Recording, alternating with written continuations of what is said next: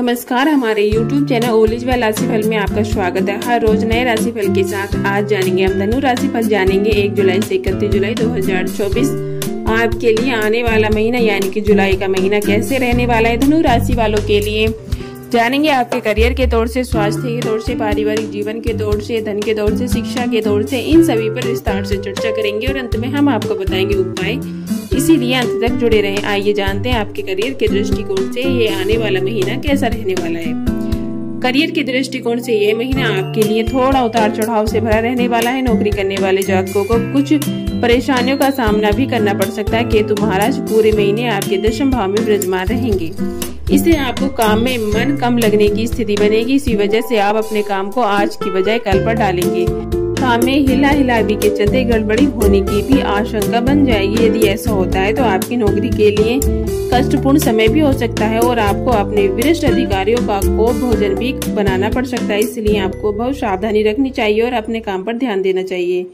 छठे भाव के स्वामी शुक्र महाराज शतम भाव में महीने के पूर्वार्ध में विराजमान रहेंगे, जो कुछ हद तक मदद करेंगे, लेकिन 7 जुलाई से आपके अष्टम भाव में चले जाएंगे और यह परिस्थितियां आपकी नौकरी में कुछ परेशानियां दे सकती है और आपको नौकरी बदलने का समय आ गया ऐसा महसूस हो सकता है। यदि आप व्यापार करते हैं तो महीने की शुरुआत अच्छी रहेगी। शुक्र सूर्य एक साथ शतम भाव में विराजमान रहेंगे, बुध अष्टम भाव में विराजमान रहेंगे और व्यापार में आपको उन्नति प्रदान करेंगे। आइए जानते हैं आपकी आर्थिक स्थिति कैसी रहेगी। यदि आपकी आर्थिक स्थिति को देखा जाए तो यह महीना उतार चढ़ाव से भरा रहेगा। देवगुरु बृहस्पति पूरे महीने छठे भाव में विराजमान रहेंगे, जिससे आपको अच्छे कामों पर खर्च करना पड़ेगा। आपका धन व्यय होगा तो पूजा पाठ और धार्मिक कामों पर भी खर्च हो सकता है। घर की आवश्यकता और बड़े बुजुर्गों के स्वास्थ्य पर भी धन खर्च करने की आवश्यकता पड़ सकती है। यह समय किसी प्रकार के कर्ज लेने के लिए उपयुक्त रहेगा, लेकिन यदि आप कर्ज चुकाना चाहते हैं तो उसके लिए महीने का उत्तरार्ध अधिक उपयोगी था। उस दौरान आपका मन करेगा कि आप किसी न किसी तरह अपने को उतारें और आप उसके लिए प्रयास करें। इससे आपको लाभ होगा। दूसरे भाव के स्वामी शनि महाराज आपके साहस और पराक्रम को बढ़ाएंगे। एक दशा भाव के स्वामी शुक्र महाराज शतम भाव में विराजमान रहेंगे, जिससे जीवन साथी के माध्यम से धन लाभ हो सकता है। व्यापार से भी धन लाभ के योग बनेंगे। आइए जानते हैं आपका स्वास्थ्य कैसा है। महीने स्वास्थ्य के दृष्टिकोण से थोड़ा कमजोर रहने की संभावना है, क्योंकि आपकी राशि स्वामी देवगुरु बृहस्पति पूरे महीने छठे भाव में विराजमान रहेंगे, जो कि रोग का भी भाव है। इसीलिए आपको अपने स्वास्थ्य समस्याओं के प्रति सावधानी बरतनी होगी।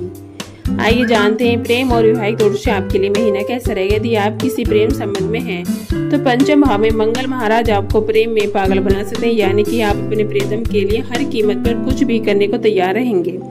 यह आपके अंदर अधीरता बढ़ाएंगे और आपकी वजह से आप जल्दबाजी में आकर कुछ न कुछ करना पसंद करेंगे, और लेकिन जल्दबाजी में काम बिगड़ सकता है। यही आपके साथ भी हो सकता है, जिससे आपको अपने प्रियतम के गुस्से का शिकार होना पड़ सकता है। यह समय प्रेम में अच्छा होने के बावजूद भी कुछ परेशानियां दे सकता है, इसीलिए आपको थोड़ी सी सावधानी रखनी होगी। 12 जुलाई को मंगल के छठे भाव में चले जाने से वहां पर बृहस्पति से युक्ति करने के कारण आपको किसी अच्छे विद्वानों का सहयोग मिलेगा, जो आपको सही मार्गदर्शन करेंगे और आप अपने प्रेम जीवन को आप एक संतुलन तरीके से आगे बढ़ा पाने में सफल रहेंगे। शनि महाराज की दृष्टि भी मंगल महाराज पर बनी रहेगी, जिससे आपको अपने प्रेम जीवन को संभालना होगा। विवाह जातकों की बात करें तो शतम भाव के स्वामी बुध महाराज महीने के पूर्वार्ध में अष्टम भाव में विराजमान रहेंगे, जो आपके रिश्ते को कुछ परेशानियों में दिखा सकते हैं। मंगल की दृष्टि भी बुध पर होगी, जिससे पारिवारिक जीवन में तनाव बढ़ सकता है और जीवन साथी से कहासुनी हो सकती है। उनके स्वास्थ्य में भी गिरावट आ सकती है, लेकिन शुक्र महाराज शतम भाव में रहकर आपके बीच रुमानियता के पल भी लाएंगे, जो समय समय पर आपके रिश्ते को बचाएंगे। लेकिन शतम भाव में होने से अहम का टकराव भी समय समय पर होता रहेगा। इसी प्रकार कुछ न कुछ समस्याएं लगी रहेंगी। आइए जानते हैं पारिवारिक तौर से आपके लिए महीना कैसा रहे। महीना पारिवारिक तौर पर थोड़ा अच्छा रहने की संभावना है। दूसरे भाव के स्वामी शनि महाराज तीसरे भाव में विराजमान रहेंगे, जिससे आप अपने धन को अपने भाई बहनों की आवश्यकता पर भी खर्च कर सकते हैं। उनसे आपके संबंध अच्छे और मधुर बनेंगे, उनका भी सहयोग आपके साथ रहेगा। आपके साहस और पराक्रम के साथ ही बढ़ेगा और आपको आगे बढ़ने में मदद करेंगे। आर्थिक चुनौतियां पारिवारिक रूप से परेशान कर सकती हैं, क्योंकि परिवार की आमदनी में थोड़ी कमी आ सकती है। चतुर्थ भाव के स्वामी बृहस्पति महाराज पूरे महीने अष्टम भाव में विराजमान रहेंगे। चतुर्थ भाव में राहु महाराज का डेरा होगा। ऐसी स्थिति में माता जी का स्वास्थ्य प्रभावित हो सकता है और आपको उनके स्वास्थ्य का ध्यान रखना होगा। आइए जानते हैं उपाय।